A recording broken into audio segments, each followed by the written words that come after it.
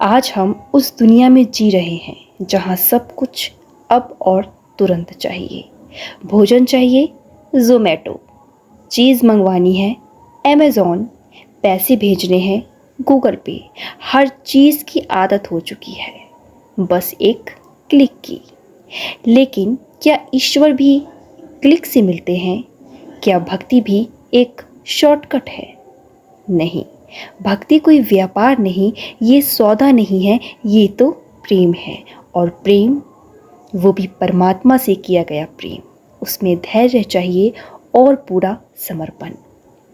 भक्ति का सही अर्थ संत प्रेमानंद जी महाराज कहते हैं, भक्ति का मतलब केवल मंत्र बोलना नहीं, बल्कि मन, वाणी और आत्मा से उस परम को पुकारना है। और जब मन पूरी तरह झुक जाता है, तब सच्ची भक्ति जन्म लेती है। भक्ति में सबसे पहले ज़रूरी है स्वीकार करना कि हम नहीं जानते ईश्वर को, हम नहीं समझते उसका खेल, पर हम उसे प्रेम करते हैं बिना शर्त। भक्ति में कोई तर्क नहीं होता, कोई शर्त नहीं होती, वो होती है निस्वार्थ प्रेम की एक यात्रा। धैर्य क्यों ज़रूरी है? एक बीज जब धरती में बोया जाता है तो वह तुरंत पेड़ नहीं बनता। पहले मिट्टी में दबता है, अंधेरी में घुटता है, फिर भीतर ही भीतर पनपता है और फिर एक दिन फूटता है, एक कोमल अंकुर बनकर। यही है भक्ति की शुरुआत। जब हम राम नाम का बीज बोते हैं तो हमें धैर्य रखना पड़ता है, अपने आंसुओं से उसे सींचना पड़ता है, समय की धूप में तपाना पड़ता है। आज हम 2 दिन राम नाम लेते हैं और तीसरे दिन कहते हैं कुछ नहीं हो रहा। प्रेमानंद जी यही तो समझाते हैं, भक्ति कोई जादू की छड़ी नहीं है, ये तो तप है, प्रेम का व्रत है, जिसमें कई बार जीवन भर लग जाता है प्रभु को पाने में। लेकिन जिसने धैर्य रखा वो अंत में प्रभु को पा ही लेता है। समर्पण क्या है? धैर्य तो एक शुरुआत है, लेकिन भक्ति की असली ऊंचाई है समर्पण। समर्पण का अर्थ है अब मैं नहीं, केवल तू।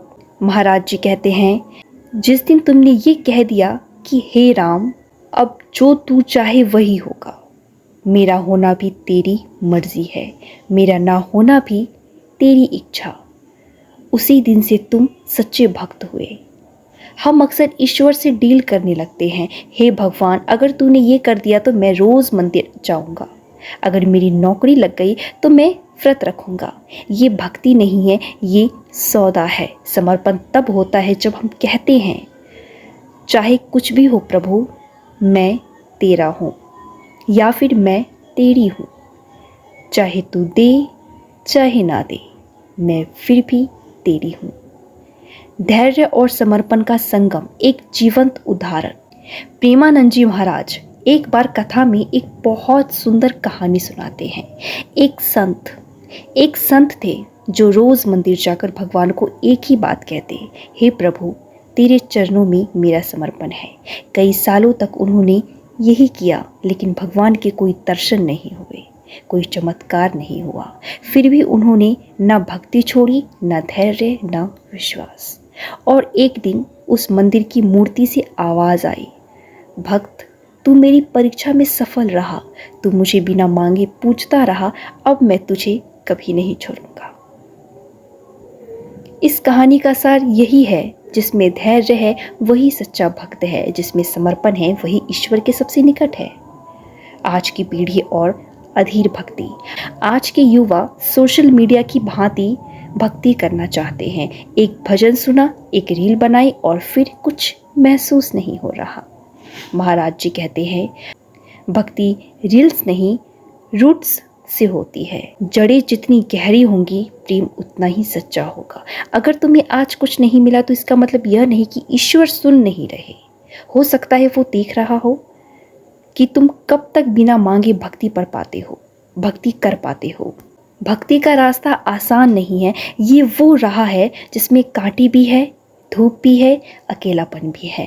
पर जब कोई उस राह पर धैर्य के साथ चलता है और अपने अहंकार को समर्पण में बदल देता है, तो अंत में उसे वो मिलता है जिसके आगे दुनिया की हर खुशी छोटी पड़ जाती है।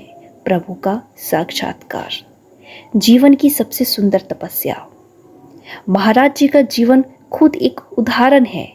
सादा जीवन, गहरी भक्ति, निरंतर राम नाम का जाप और पूर्ण समर्पण। उनका संदेश एक ही है, भक्ति तब तक अधूरी है जब तक उसमें धैर्य नहीं, और भक्ति तब तक निस्वार्थ नहीं जब तक उसमें कोई समर्पण नहीं। जब हम ये दोनों गुण अपने भीतर ला लेते हैं तो फिर चाहे कोई परिस्थिति हो, हम कभी ईश्वर से दूर नहीं होते। तो अगली बार जब तुम प्रार्थना करो तो कुछ मांगो मत, बस कहो, हे प्रभु मुझे धैर्य दे, मुझे समर्पण दे, और मुझे तुझसे सच्चा प्रेम करने की शक्ति दे, ताकि जब तू मुझे दे मैं मुस्कुरा सकूं, और जब तू मुझे ना दे तब भी मैं तुझे गले लगा सकूं। आप मुझे कमेंट करके बताएं आपको ये प्यारा सा कहानी कैसा लगा। धन्यवाद।